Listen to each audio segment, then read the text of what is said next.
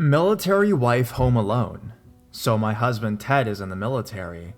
We have generally lived on base every station we have been to because the surrounding towns can be very crime-ridden and sketchy, and with my husband gone most of the time, the extra security is appreciated. I work from home due to us moving so often, so one afternoon I was taking a break, had made a bite to eat, and was snuggling up on the couch with my dog. That's when I heard the sliding glass door open. It was so nonchalant, I thought it was Ted. I saw my cat run from the kitchen, and a shadow standing near the door entering it. I thought maybe he had come back for something, so I called up for him and was like, "What are you doing home? Did you forget something?" No answer. This is where I got just an eerie feeling. After I asked what he was doing, I saw the shadow move and heard the click of the sliding door lock. From there, he walked to the laundry room and to shut the door. I still had no response. So I'm sitting on the couch scared out of my mind, and I call my husband hoping to hear his phone in the laundry room. I don't hear a ring, but he answers. I ask him why he came home and didn't answer me, and all he says is, "That wasn't me." Grab the dog and get in the car. I freak. After getting off the phone with Ted, I grab the dog and run to my car. From there, I call the military police. Waiting for them was probably the longest 20 minutes of my life. When they got there, they cleaned the house and found no one. They asked me to make a statement, and even they were baffled that someone would try this on a base. We still live here. I'm so scared he will come back.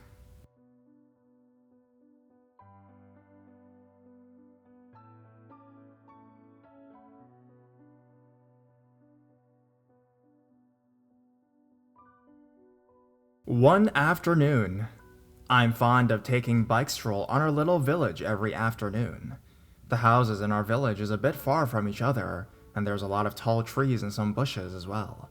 I like to go biking on a secluded part of the village because it feels like I'm away from the city. Also on that area, there's a long stretch of road leading to the main highway, which is a good place to go biking. The one thing I also like with that place is seldom car and people goes on that way. So on this particular day, as usual, I took my bike for another stroll. It was around 5:30 in the afternoon, and the sun is going down the horizon.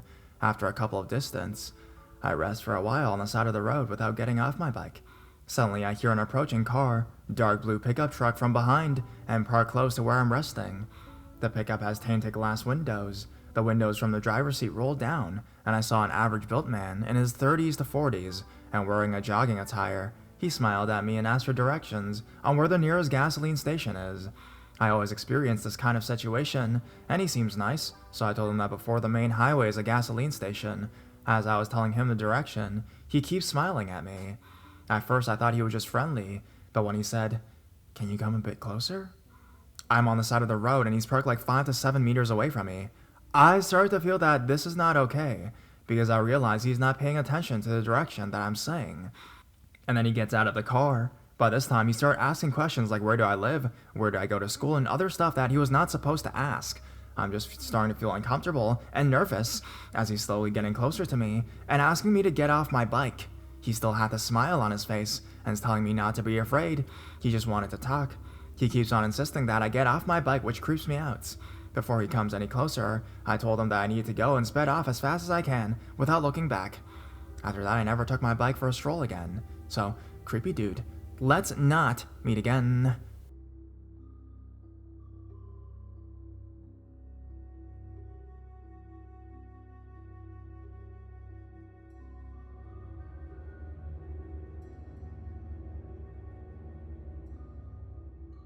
The Bloody Lady. This story takes place last summer, and I don't know why I ever agreed. It was a really nice day, so I was in a great mood, which I usually am when the sun is shining. There was something wrong with my boyfriend's car at the time, so I had been driving him to work, which wasn't very far from his house, where I had been staying. He lives in a good neighborhood, where nothing out of the ordinary normally happens, and from what I know, everyone that lived around him were lovely old people. We were leaving the house that afternoon. My boyfriend worked at 4:30 p.m., I believe, when something strange happened. We had just hopped in my car, and all of a sudden, an older lady with blood and tears all over her face and clothes came up to my window. I vaguely remember hearing a car screech away from the street from us. The lady was also carrying a white bag with bloodstains on it. Now, the blood wasn't dripping or anything like that, but looked at least recently dried. You could also see noticeable cuts on her face. I could see her motioning for me to roll the window down so she could speak to us, so I rolled it down. About halfway, she proceeded to ask for a ride. No, beg for a ride, saying if we accepted, it was God's gift to her, and all this other crap. Now, I'm 5'2", 105 pounds. If I were by myself, I would never have agreed. But I thought, why not? I'm in a good mood, and if anything happens, my boyfriend can surely stop it. After shooting my boyfriend a nervous glance, I said, okay. The city we live in isn't very big, about a population of 25,000, so she couldn't make my boyfriend late for work, as it wouldn't take very long to get anywhere in the city. As we start driving, I'm noticeably shaking, because I'm scared, and my boyfriend definitely notices it. I'm guessing this lady did too. She was sitting in the seat directly behind me, which made me 10 times more scared, because that meant she had the power over me. She asked if we could take her into this one particular neighborhood that usually has cops there for drugs, etc. all the time. At this point, we're just kind of like, fuck it, let's go there quick and get this lady out of the car, since we already agreed to drive her. It was also out of the way by quite a bit as well, but oh well, wasn't about to tell her to get out. As we're driving, she starts talking about what happened to her, but not giving too much detail about the whole thing. She says things like, they had knives, and were coming after me. You two are God's messengers, and I hope they don't follow me. Just really weird stuff. Then out of nowhere, she says, I just got released from prison today, but in there a long while. My heart skipped 10 beats, and my boyfriend and I look at each other with the quickest what the fuck look I've ever seen. I was terrified this lady was gonna slit my throat or something with whatever she had in our bag. Luckily, she said this. When we were almost at the location she wanted to be dropped off at, so we ditched her quick and went on our way. She wished us odd things in the creepiest voice as she got out, like we would have great lives ahead of us and how good people like us are rare and God's gift to the earth. I don't know why we didn't take her to like the RCMP or something. It was probably the smartest thing to do, but we were a couple of naive 19-year-olds, you know? I'm still curious as to why she was in jail, but I definitely didn't want to know at the time. So, creepy bloody lady that I was sure was going to kill us. Let's never meet again.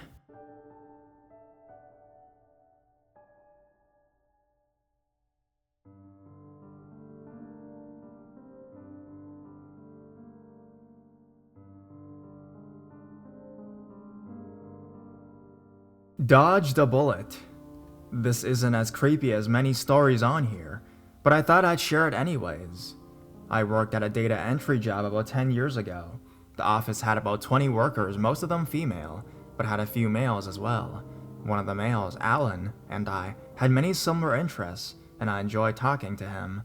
I am not the sort of person who needs to be romantically involved, and so I don't actively try to have boyfriends. At that time, I was single and fine with it. Alan and I have been working with each other for a while. When we exchanged phone numbers, I thought that it would just be a friend type of thing. If it evolved into something more, then so be it. I don't remember if we really talked at all much over the phone. What I do remember is him calling me one afternoon and inviting me out to a bar with him and another coworker. I respectfully declined and he seemed understanding.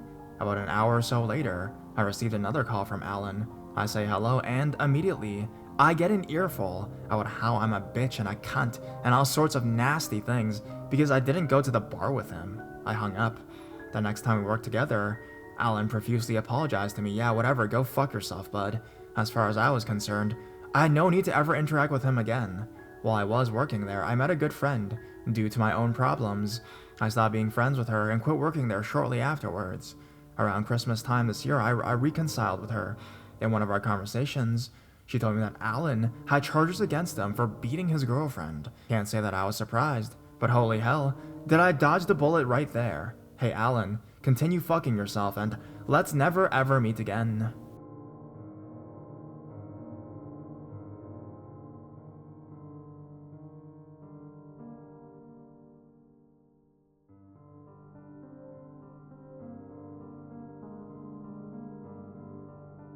Always look confident. I was teaching English in a Southeast Asian country a few years ago. I'm an Australian girl and was in my early 20s at the time. It was a pretty lonely time. The classes I taught were night classes for young adults, and my fellow teachers were quite cliquey, and I had yet to break into their inner circle. I had made friends, but not many close ones. It's worth noting that I had a mobile phone but no SIM card. My only means of communication were to latch onto Wi-Fi at bars, cafes, work, my apartment. Anyways, the following happened on my day off. when I was alone. I caught the bus into town. I lived in a shared apartment about 40 minutes from the city center to suss out the local museums and maybe to see a movie. After 2 museums, multiple stops at air-conditioned bars for countless units of cigarettes and beer, I decided the afternoon was getting on. I was stinking hot and tired, so maybe I should just head home. The sun was still out, but setting. It was about 4 p.m. and still quite light. I wasn't too familiar with the layout of the city and the bus route at the stage, but using my elementary navigational skills, I worked out a vague direction I need to walk to get to my bus stop. I was enjoying my slightly buzzed walk, following small back lanes closer and closer to the bus stop, in which I had been hunting for. I was keen to get home, so I wasn't really paying attention to anything, except following the setting sun, so I'd be heading west. I remember walking past a small shop front, with a man sitting out the front. The man was thin, 30s, and somehow crooked looking. It looked like his shoulders and hips were completely out of alignment or something like that. He wore this ratchety old hat, not a traditional hat, like a baseball cap, and an equally ratchety face. Anyways, there was a child, maybe 6 or 7 years old, sitting next to him. At the time, I thought it was sweet. Father and son boutique shop type of thing, you know? I gave them both a small awkward smile as I passed by. I barely lifted my head. The little boy looked at me strangely. Suddenly, the man's eyes lit up like crazy. I remember seeing him in my peripheral vision, spring up from the gutter. He was crouching there with great enthusiasm. He didn't say a word or make a sound. He just stood up very quickly as I finished walking by. I think he took my small awkward smile, directed at the little boy, as some kind of eerie invitation. I started to feel scared, and I'm admittedly not very street savvy, so I guarantee my anxious mannerisms were quite obvious at that moment, so I decided I needed to do something. I quickened my pace, pulled my bag closer to my body, to my stomach specifically, and put my head down. I pretended to slow down to fix my sandals, but really I was trying to throw a quick look behind me to see what in the world was going on. The man had quickened his pace in the last 10 or so meters of following me. He was closing in. He wasn't speaking.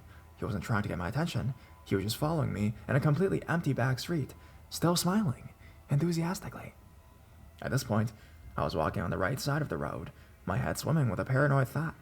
I tried to calm down and test out what was going on. I simply crossed the road to see if he would follow. I didn't check for motorbikes. This is SE Asia, remember. Cars a few and far between. It dawned on me that a motorbike going by would actually be quite a good thing if it didn't hit me. What did hit me suddenly was the thought that we were very, very alone in the street. Sure enough, as I crossed, he quickly followed my path onto the other side of the street. My heart sank into my stomach. I had no idea how much longer this alley went on for. No windows looked out over it. Nobody was walking by. I didn't even really know what part of the city we were in at the moment. I couldn't speak the language very well either. I hadn't told anybody where I was going either. I remember sending my boyfriend that morning saying I was uncontactable for the day. We had fought the night before. Long distance sucks. In this country, Western women were usually subject to an element of creepiness. I knew that, but this felt different to that creepiness. This felt completely different. Everything suddenly felt really wrong, inherently wrong. I panicked more and pulled out my phone to pretend to make a phone call. I thought this might stop him. I thought this might deter him from following me like this. I was moving at a very fast pace, nearly jogging at this point. He was picking up his pace gradually, and the distance between us was now less than a few meters. To grab my phone, I had to rummage around through all my mess in my handbag, which had slowed me down. I felt his presence closer behind me. I thought, fuck the phone, fuck the fucking phone, and broke into a sprint. He started sprinting too. I remember making a noise, not quite a scream, more like a whelp. I shouted, "Stop now!" in English, then "No!" and "Go!" and "Leave!" in the native tongue of the country I was in. I didn't turn around. My bag was smacking my thigh. My feet were pounding the concrete. My heart was racing. He was still behind me. I decided to make a bold move, in which I'm glad I did. I saw another alleyway opening up to my left. It looked larger. I could see windows facing onto it. Here we go, I thought. I just need other people to be around, and this will all be fine. This will all end. I turned down into the alleyway, still shouting, "No, no, no," in this language. I couldn't see any faces in the windows. There were bikes out front of people's houses, so it was likely there were people around. I kept sprinting. Then I got super fucking lucky.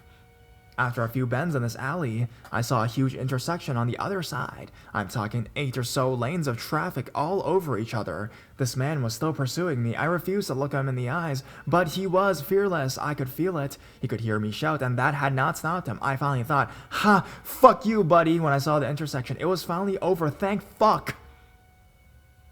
I exited the alley and saw the sweet comfort of buzzing motorcycles and other people's faces in front of me. I had no idea where I was in relation to the bus stop. I immediately decided I was avoiding public transport today, so I looked for a taxi instead. I knew there were some legitimate private taxi companies and some dodgy ones by the stage. I waited until I saw a trusted brand parked on the other side of the intersection.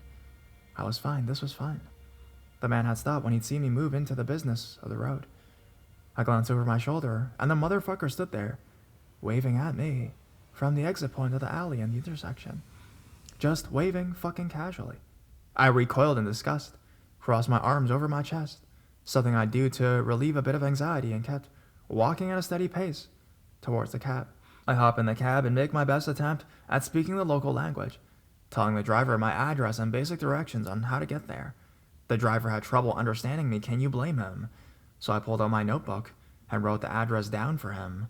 Unfortunately, my writing was quite difficult for him to read, so I slowed down and tried to explain it more clearly.